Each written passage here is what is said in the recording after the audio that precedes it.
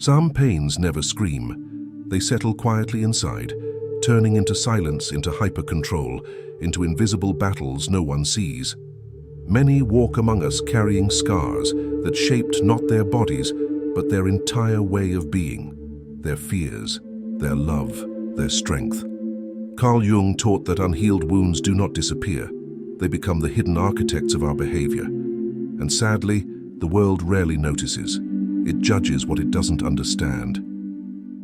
In this video, you will uncover 15 hidden traits that silently reveal a soul that has suffered deeply, perhaps even your own. More than understanding patterns, you will discover the path to transform old pain into awareness, into choice, into healing. By recognizing these invisible marks, you won't just see yourself differently, you will begin to walk lighter, with more compassion for your own journey, and for the wounded journeys of those you love. One of the deepest imprints left by silent suffering is the armor of hyper-independence.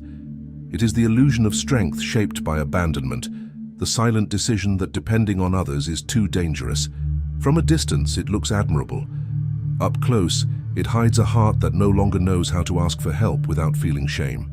Hyper-independence isn't maturity, it's protection. Carl Jung taught that the false self arises when authenticity feels unsafe. When trust has been shattered, the soul builds a fortress made of action, control, and self-reliance. What seems like confidence is often survival, and what looks like power is the scar tissue of old betrayals. Inside this fortress, rest feels threatening, help feels suspicious. Even love, when it knocks, is met with suspicion rather than welcome. The hyper-independent soul doesn't reject connection because it wants to. It does so because it has learned through pain that connection can become betrayal in disguise. And so the walls stay high, even when the heart longs for something more. This armor isolates even as it protects. Relationships become performances. Vulnerability becomes an unthinkable risk. The person carries everything alone, not because they have to, but because deep inside asking for support feels like inviting disaster. The load grows heavier, but pride and fear forbid letting it go. The silent tragedy of hyper-independence is that it promises safety but delivers isolation. Healing begins not by tearing down the armor all at once, but by noticing when it tightens around your heart, by daring, gently, to let trustworthy hands carry a little of your weight. True strength is not in never needing. It is in knowing you are worthy of being supported. Another invisible mark carried by those who have suffered deeply is excessive empathy as a survival instinct. This empathy isn't born from abundance. It's born from necessity. It is the vigilance of a child who had to read the room to survive, detecting emotional shifts before they exploded into chaos. This sensitivity becomes a permanent lens on the world. Carl Jung taught that what the unconscious fears, it projects outward. In this case, the soul becomes attuned to the emotions of others as a way to predict danger before it strikes. They feel the sadness others hide, the anger left unspoken, the tensions unnoticed by everyone else. Empathy, once a gift, becomes armor, a way to stay one step ahead of being hurt again. But carrying everyone else's emotions leaves little room for one's own. Those who feel too much often forget themselves. They listen deeply. They comfort instinctively, yet inside they are crumbling. Emotional burnout becomes a silent companion, invisible to those they tirelessly support. If you recognize yourself in this trait, I invite you to write in the comments, "I choose to honor my sensitivity without losing myself." Writing is not just an action, it is the first materialization of an internal choice. When you declare it in words, you begin to weave your desire into the fabric of reality itself. Even in empathy, balance is sacred. Feeling for others is a blessing only when it does not come at the cost of feeling for yourself. Each step back into your own center is not selfishness. It is healing. It is survival. It is love turned inward where it first belongs. Hidden beneath the surface of many who have endured profound wounds is the fear of true relationships. It's not that they don't crave connection, they crave it fiercely. Yet every attempt at closeness carries the shadow of old betrayals. Love no longer feels like a shelter. It feels like walking a fragile bridge that could collapse at any moment. Carl Jung described how unconscious complexes hijack our awareness, making us react not to the present but to the echoes of the past. In relationships, this shows up as distrust, withdrawal, or defensiveness without clear cause. The soul recognizes patterns it once barely survived and sends alarm bells even when no danger is present. True intimacy demands surrender, but for those wounded in their most vulnerable places, surrender feels like inviting devastation. They hold back parts of themselves, observing, analyzing, questioning every gesture, not because they want to test others, but because they need to protect what little still feels safe inside. This fear weaves itself subtly into their lives. They might seem independent, detached, even dismissive.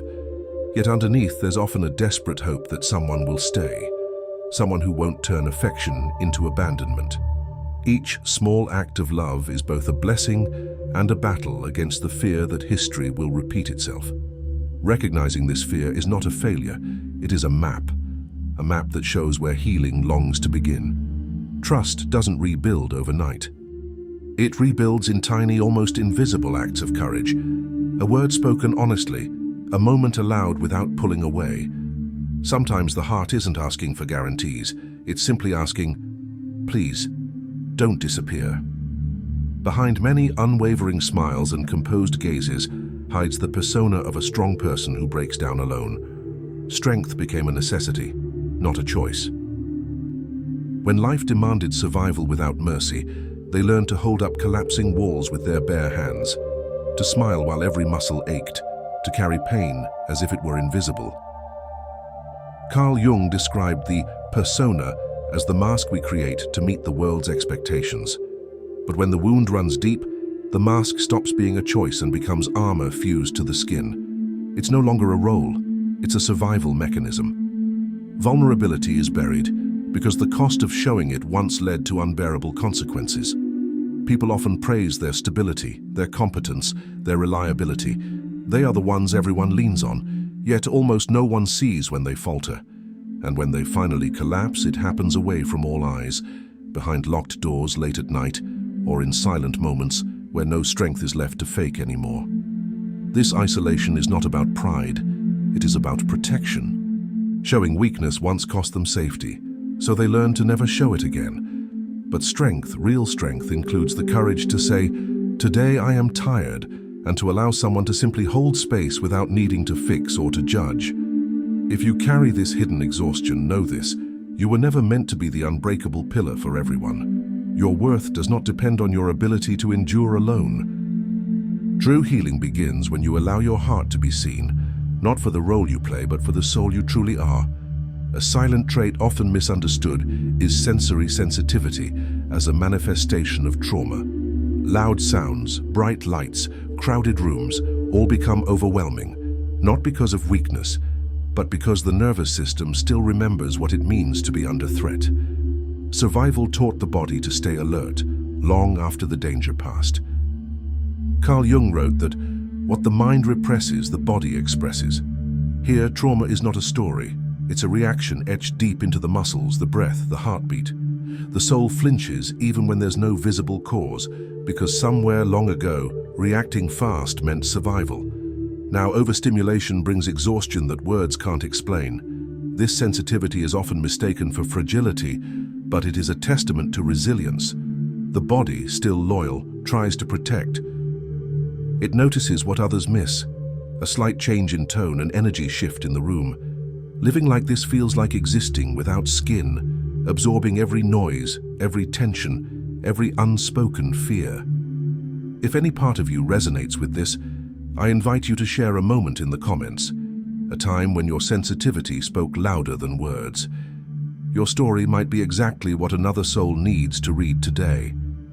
Sometimes, offering your truth lights a path for someone still lost in silence. Sensitivity is not a flaw. It is an ancient memory wrapped around your bones, asking not for shame but for reverence. It is your soul's way of saying, "I remember." Listening to your body's whispers is not weakness. It is sacred self-recognition. Honoring these signals reconnects you with the parts of yourself that once had to fight alone. Every moment you embrace your sensitivity, you reclaim a fragment of your own light, not as something broken, but as something profoundly alive and beautifully aware. Another trait born from deep suffering is the obsession with control to manage inner chaos. For those who once lived through unpredictable storms, controlling every detail becomes a survival strategy. It's not about power, it's about protection. If everything is predicted, nothing can ambush the heart again. At least that's what the wounded mind believes. Carl Jung taught that the ego tightens its grip precisely where the unconscious refuses to surrender. Behind meticulous planning, rigid routines, and fear of the unexpected, there is often a soul still trembling from an old collapse. Control becomes the scaffolding, holding up a life built on fragile foundations that no one else can see. This need for control seeps into every corner. Simple events feel monumental because unpredictability once meant danger. A late reply, a cancelled plan, a forgotten detail, all awaken memories of helplessness buried deep. The mind races, the chest tightens, and without even realizing it, the body braces for a fall that may never come. Living like this is exhausting. Even in moments of peace, the mind can't rest. It constantly scans for cracks, for threats, for signs that something will go wrong. This vigilance isn't about negativity. It's about old pain that taught survival through hyper-awareness. Yet true living demands trust, not blind, but courageous and gradual trust. Healing begins when the soul understands that control is a shield, not a cure. Life by its nature dances with uncertainty. Learning to breathe when the plan changes, to soften when the unexpected arrives, is not a betrayal of safety. It is the beginning of freedom. Real peace grows not from managing chaos, but from no longer fearing it. One of the most misunderstood defenses is silence as a place of recovery.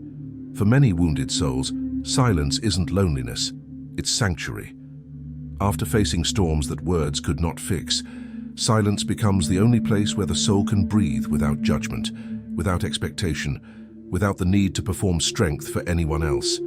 Carl Jung saw withdrawal as a sacred process of death and rebirth. Silence is not simply the absence of noise, it's the absence of intrusion. It's the first layer of healing after chaos. In silence, the soul stitches itself back together slowly, without pressure, without needing to explain why it hurts or how long it should take. To outsiders, this withdrawal might look like coldness, detachment, or isolation, but for the one within, silence feels like a warm cocoon after too many battles. It's where pain loses its sharpness and where wounded dreams quietly relearn how to exist without fear. It's where exhaustion finally lays down its sword. Still, if silence is left unchecked, it can become a fortress instead of a refuge. What once was healing space can harden into loneliness. Healing lies in knowing when to savor solitude and when to gently open the door to connection again. Silence should be a home, not a prison, a choice, not a sentence. Choosing silence is not weakness, it is wisdom. It's the profound understanding that not every battle must be fought in the open, that not every hurt must be explained. Sometimes, the most courageous thing a soul can do is to retreat, breathe deeply, and let healing unfold at its own sacred pace. One of the heaviest scars to carry is the locked heart guarded against love. After deep wounds, the heart learns to distrust even kindness. Love, once pure, now feels suspicious. Every word, every gesture, every promise is scrutinized. Behind this vigilance is not arrogance, it's survival. It's the soul remembering the times when trust turned into pain. Carl Jung taught that trauma freezes part of the psyche in the moment of injury. In love, this frozen part whispers warnings that never end. Even when love is safe, it feels dangerous. Even when hands are offered gently, the heart recoils. Not because it doesn't want to trust, but because it doesn't know how to trust anymore without trembling. Those with a guarded heart often appear strong, independent, untouchable. But underneath, there is a desperate hope that someone will stay long enough, gently enough, to prove that not every approach is a threat. They don't want to test you, they are terrified that opening up will hurt all over again. Loving someone with a locked heart requires patience beyond words. And if you are the one carrying this armor, know that your fear isn't weakness. It's wisdom born of survival. Yet to live fully, to love fully, there must come a moment when the door cracks open, not all at once, but enough to let life back in. A guarded heart is not broken beyond repair. It is simply a heart that has survived too much with too little protection. Healing asks not for force, but for gentleness. It begins when you believe, even if trembling, that maybe, just maybe this time love came not to hurt you, but to heal you. Another hidden legacy of deep suffering is the developed sense of justice as a defense mechanism. Those who were once silenced, betrayed, or mistreated develop an unshakable radar for unfairness. They feel injustice not just intellectually but viscerally, as if every small wrong reverberates through old wounds, still healing beneath the surface. Carl Jung explained that the emotional complex activates whenever the present touches the wounds of the past. When a boundary is crossed, even subtly, it awakens the child who once had no voice, no defense. That deep sense of justice is not merely a value. It is survival instinct sharpened by experience, memory embedded in the soul. This fierce sensitivity can make them advocates, protectors, warriors for those who have no voice. Yet when left unexamined, it can also harden into rigidity, into intolerance. The soul that once fought for dignity must remember that true justice comes not from anger, but from wisdom, compassion, and presence. If you carry this fire, remember, your sharpness is not a flaw. It is proof that you refuse to accept disrespect as normal.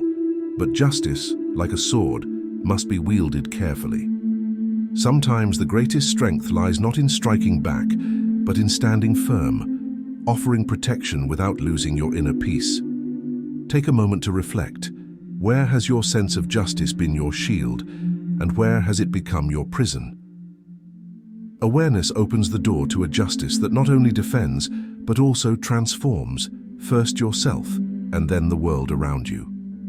One silent gift born from deep wounds is the intuitive awareness of unspoken pain. Those who have suffered learn to read what others hide. A glance, a hesitation, a forced smile, none go unnoticed. Their sensitivity is not trained, it is lived. Pain taught them to detect what words often betray, or silence tries to mask. Carl Jung explained that as we integrate our own pain, we expand our ability to perceive the collective pain of others. It's not supernatural, it's memory-made sensitivity. They recognize sadness sitting behind laughter, anger disguised as confidence, fear hidden in indifference, because they have worn those masks too many times themselves. This awareness creates a quiet compassion. They listen without invading, support without demanding. They don't ask for explanations because they know how exhausting it is to narrate pain to someone who may never understand. Their presence often brings unexpected comfort, the comfort of being seen without being interrogated. Yet there's a cost. Carrying the invisible pain of others can blur their own boundaries. Without care, empathy becomes absorption, and the line between helping and losing oneself grows dangerously thin. Feeling deeply is a gift, but even gifts require stewardship to prevent them from becoming burdens. If you recognize this ability within you, know that your sensitivity is sacred, but it must be nourished, not drained. Protect your own soul even as you hold space for others. True healing does not ask you to carry every wound you witness. It asks only that you witness with love and still return home to yourself.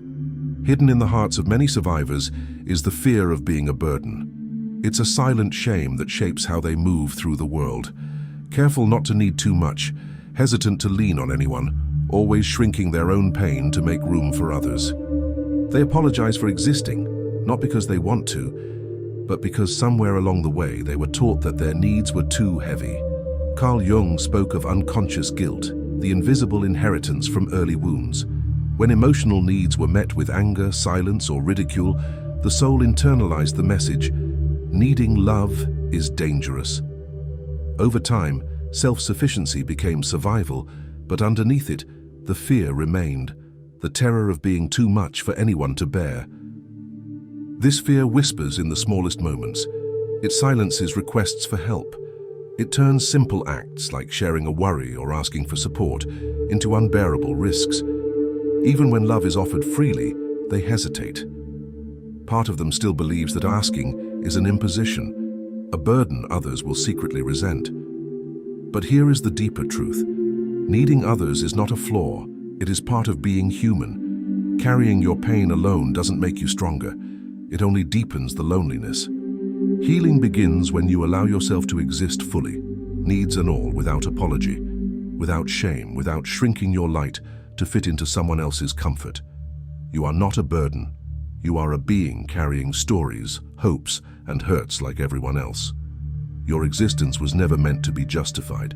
It was meant to be honored. In claiming space for your voice, your feelings, your life, you do not take away from others. You simply return to yourself. One of the quietest transformations after deep suffering is the profound appreciation of simple pleasures. Those who have seen life crumble know that peace is not found in grand victories, but in fragile, fleeting moments. The warmth of morning light, the sound of rain, the unexpected kindness of a stranger. What once seemed ordinary now feels like a miracle. Carl Jung taught that the integration of pain leads to a deeper encounter with life itself. After surviving chaos, the soul stops chasing illusions of perfection and learns to honor what is real. A cup of coffee savored slowly, a sunset that demands nothing but presence, a gentle word. These are no longer dismissed as small. They are sacred. This sensitivity to life's subtleties often feels foreign to others. While the world rushes forward in pursuit of more, those who have suffered find themselves slowing down, breathing deeper, smiling at things most overlook. They are not naive. They are seasoned. They have learned what truly matters when everything else falls away. Yet even this gift carries a quiet sorrow, a recognition that such tenderness often comes at a high cost.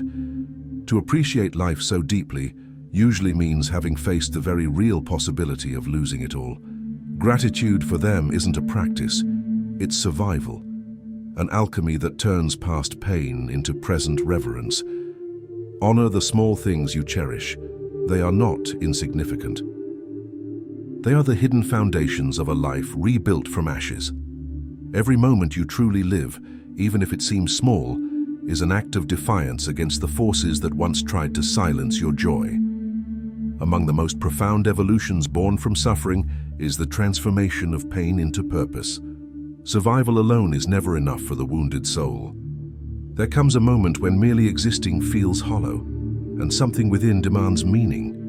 A way to turn old agony into new offering, not just for oneself, but for others still lost in the dark.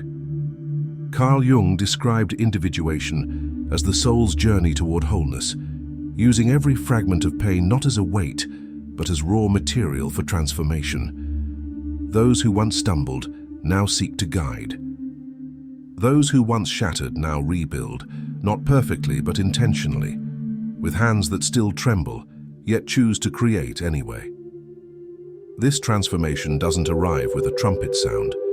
It often begins quietly, an urge to write, to mentor, to protect, to heal. It emerges from the ashes of what was lost, whispering that nothing suffered was in vain if it births even a small light for another. Pain does not define the survivor. Purpose does. Living with purpose doesn't erase the scars. The memories remain, stitched into the fabric of being. But now they point forward, not backward. The story changes, no longer a tale of endings, but one of beginnings, where wounds become wisdom and survival becomes service to something greater than the self. If your heart burns for meaning, honor that fire.